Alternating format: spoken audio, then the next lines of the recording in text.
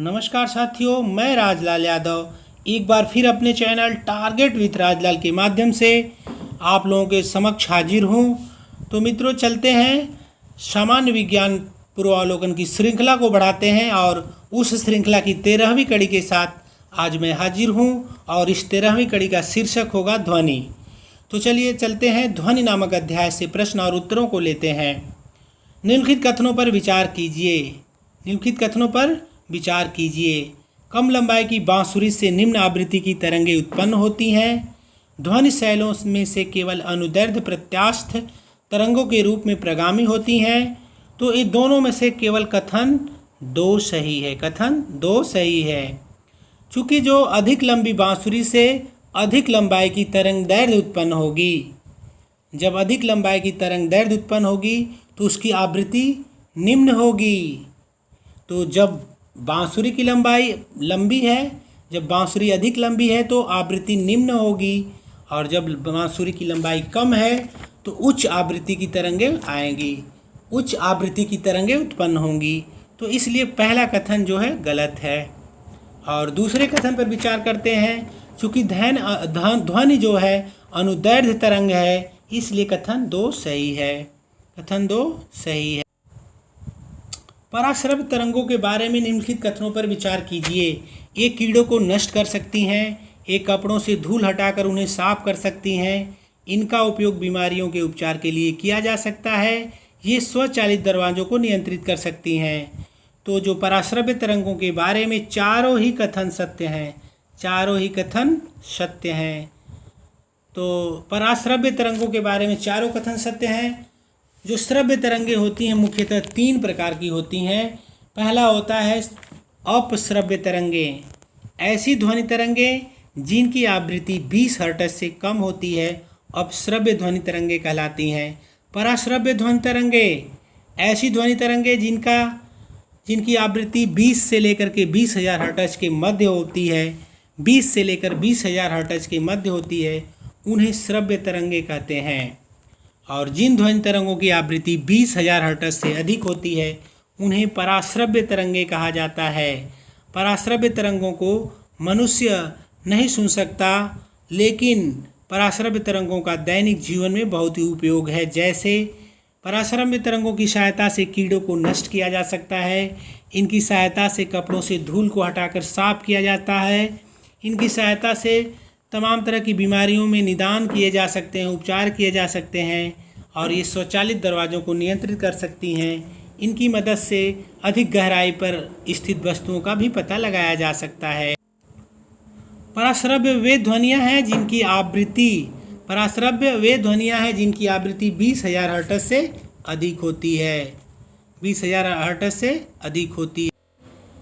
एक जैव पद्धति जिसमें पराश्रव्य ध्वनि का उपयोग किया जाता है वो है सोनोग्राफी। सोनोग्राफी में पराश्रव्य तरंगों का उपयोग किया जाता है। सोनोग्राफी या अल्ट्रासोनोग्राफी चिकित्सा निदान का एक महत्वपूर्ण साधन है। यह पराश्रव्य ध्वनि पर आधारित एक चित्रांकन तकनीकी है।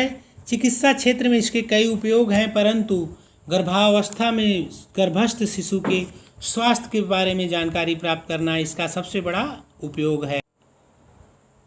चमगादड़ अंधेरी रातों में उड़ सकते हैं और अपना शिकार भी कर सकते हैं। इसका कारण है उनकी आँखों के तारे बड़े होते हैं, उनकी रात्रि दृष्टि बहुत अच्छी होती है। प्रत्येक चिड़िया ऐसा कर सकती है। वे पराध्वनि तरंगें निकालते हैं और उन्हीं के द्वारा निर्देशित होते हैं। तो चमगादड़ रात में उड़ सकते हैं और अपना शिकार कर सकते हैं, क्योंकि वे पराध्वनि तरंगें निकालते हैं और उन्हीं के द्वारा निर्देशित होते हैं। निम्नलिखित कथनों पर विचार कीजिए। हृदय अपश्रव्य आवृत्ति पर कंपन करता है। ध्वनि की गति गैस में द्रव एवं ठोस की तुलना में अधिक होती है। मैक संख्या ध्वनि की गति वर्णन करने के लिए प्रयोग में लाई जाती है। पराश्रव्य ध्वनि की आवृत्ति 20,000 हर्ट्ज से अधिक होती है। तो मित्रों 1, 3 और 4 सही हैं। 1, 3 और 4 सही हैं। हृदय अपश्रव्य आवृत्ति पर कंपन करता है, जिसे सुनने के लिए स्टेथोस्कोप का प्रयोग किया जाता है। ध्वनि की गति ठोस में सर्वाधिक होती है। मैक संख्या सामान्यतः किसी पिंड की गति को वर्णित करने के हेतु प्रयोग किया जाता है। जब पिंड की ध्वनि जो है उसके गति से, जब पिंड की गति ध्वनि की गति से अधिक हो जाती है तो उस समय मैक संख्या का इस्तेमाल किया जाता है। अब पराश्रव्य तरंगे जो होती हैं, पराश्रव्य तरंगे जिनकी आवृत्ति 20,000 हर्ट्ज से अधिक होती है। पराध्वनिक जेट की उड़ान के क्या कारण होते हैं? पराध्वनिक जेट की उड़ान के कारण क्या होता है? पराध्वनिक जेट की उड़ान के कारण क्या होता है? तो इसके कारण जो होता है ओजोन लेयर में बाधा आती है। ओजोन लेयर, जो विमान अग्रभाग से वायु को खींचकर पिछले भाग के दहन कक्ष में ईंधन को जलाकर पीछे से वाष्प गैस की तीव्र धार प्रवाहित करते हुए अत्यंत तीव्र गति से आगे बढ़ते हैं, वे जेट विमान कहलाते हैं। जो जेट विमान ध्वनि से भी तीव्र गति से उड़ान भरते हैं उन्हें सुपरसोनिक जेट विमान कहा जाता है।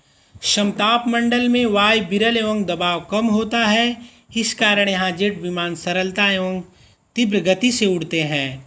सुपरसोनिक जेट विमानों के ईंधन दहन से निकलने वाले नाइट्रोजन के ऑक्साइड NOx समताप मंडल की ओजोन परत को नुकसान पहुंचाते हैं।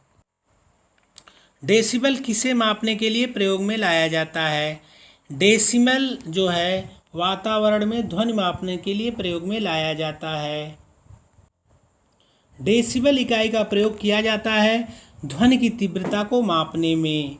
ध्वनि की तीव्रता को मापने में डेसिबल इकाई का प्रयोग किसके मापन में होता है? वह है डेसिबल इकाई का प्रयोग जिसके मापन में होता है वह है ध्वनि की तीव्रता। वह है ध्वनि की तीव्रता। जब दो लोग आपस में बात करते हैं तब कितने डेसिबल की ध्वनि उत्पन्न होती है? जब दो लोग आपस में बात करते हैं तो लगभग 30 डेसिबल की ध्वनि उत्पन्न होती है। लगभग 30 डेसिबल की ध्वनि उत्पन्न होती है।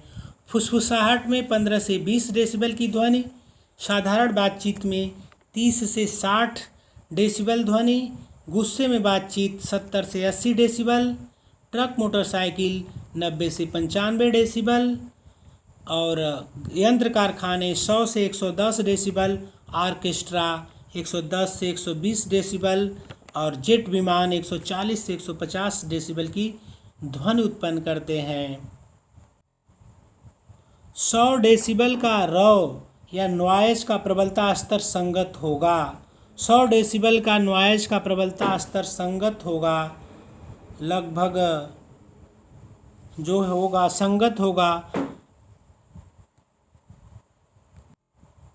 100 डेसिबल का नॉइज का प्रबलता स्तर संगत होगा यंत्र कारखाने के शोर के।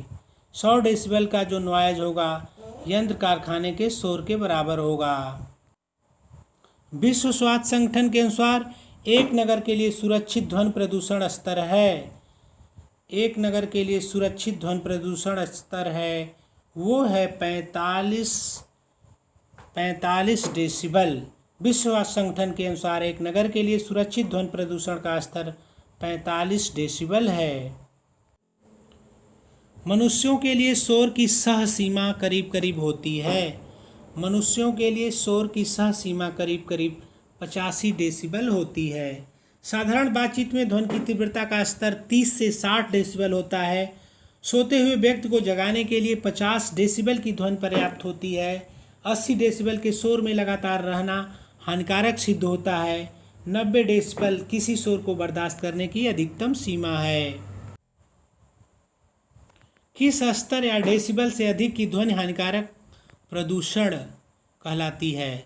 किस स्तर यानी डेसिबल से अधिक ध्वनि हानिकारक ध्वनि प्रदूषक कहलाती है? तो दिए गए विकल्पों के हिसाब से प्रश्नगत विकल्पों के आधार पर 80 डेसिबल, 80 डेसिबल इसका उत्तर होगा 80 डेसिबल।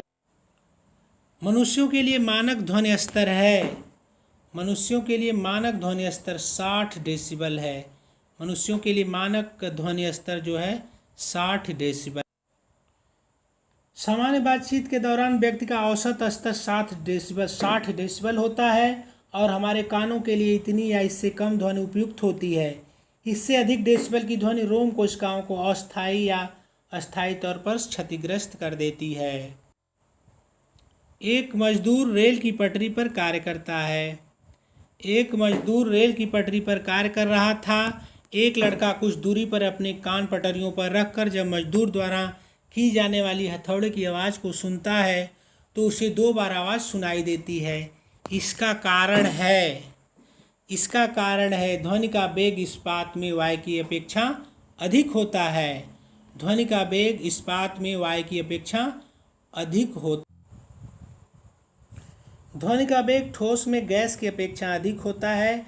ध्वनि का वेग इस्पात में अधिक होता है, जिस कारण रेल की पटरी से होकर ध्वनि पहले पहुंचती है, फिर बाद में वायु से होकर। इसलिए उस लड़के को 2 बार ध्वनि सुनाई देती है।